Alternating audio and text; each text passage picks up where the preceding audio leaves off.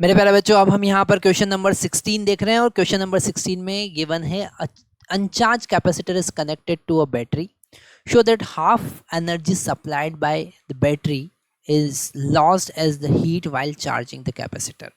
तो अगर हमने एक कैपेसिटर को, है ना, एक कैपेसिटर है जिसका कैपेसिटेंस C है और इसको एक बैटरी से कनेक्ट किया है, ठीक है।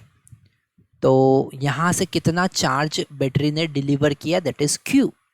ओके, तो अगर हम वर्क डन की बात करें, अगर हम बात करें work done by battery, okay, work done by battery या फिर एनर्जी डिलीवर्ड बाय बैटरी, ठीक है, वो होगा Q इंटू वी, क्योंकि Q अमाउंट ऑफ चार्ज वहाँ से निकला है और पोटेंशियल है V, है ना। पर कैपेसिटर की बात करें, अगर हम बात करें एनर्जी स्टोर्ड बाय कैपेसिटर, तो वो है 1/2 Q इंटू वी, है ना।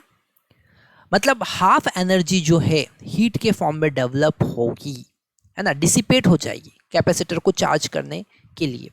तो वो हो जाएगा work done by battery, that is Q into V minus work done energy stored in capacitor, okay, that is 1/2 Q into V, so heat dissipated is 1/2 Q into V, okay, ये formula मिलेगा। अब यहाँ पर हमें एक थोड़ा सा concept ध्यान रखना है कि आप ऐसा कह सकते हैं कि सर कैपेसिटर में जो एनर्जी स्टोर हो रहा है वो 1/2 Q into V क्यों हो रहा है, क्योंकि वहाँ पर पोटेंशियल वेरिएबल है। कैपेसिटर जब चार्ज होता है और उसमें चार्ज धीरे धीरे स्टोर होता है, तो उसके पोटेंशियल, उसके अक्रॉस का पोटेंशियल धीरे धीरे इंक्रीज होता है और फाइनल पोटेंशियल बैटरी के पोटेंशियल के बराबर हो जाता है। तो वो एक लीनियरली इंक्रीमेंट है, इसलिए हमको वहाँ पर जो चार्ज का एक्यूमुलेशन है उसको इंटीग्रेट करना पड़ता है। धीरे धीरे चार्ज वहाँ पर इंक्रीज हो रहा है, फाइनली क्यू हो रहा है।